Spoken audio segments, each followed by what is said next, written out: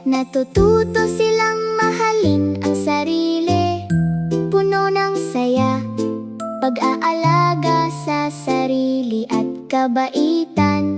Aral na dapat tandaan. Ngumiti si Inang Pato at sinabi, "Ikaw ay sapat." Pinupuno ang kanilang mga puso ng init at pagmamahal. Tumango si Amang Pato, maniwala sa iyong lakas. Handang lumago ang kanilang diway, kumikinang.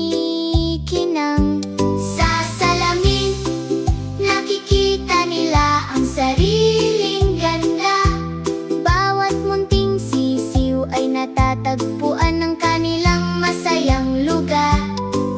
Bumulong si Amang Pato, maging banay at maging mabait. Yumakap si Inang Pato, kapayapaan ang natamo.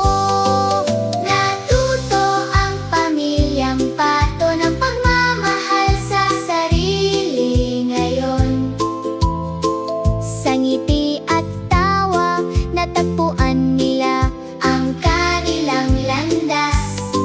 Ipinakita ni na Inang at Amang Pato ang daan. Itinuturo sa mga anak ang pagmamahal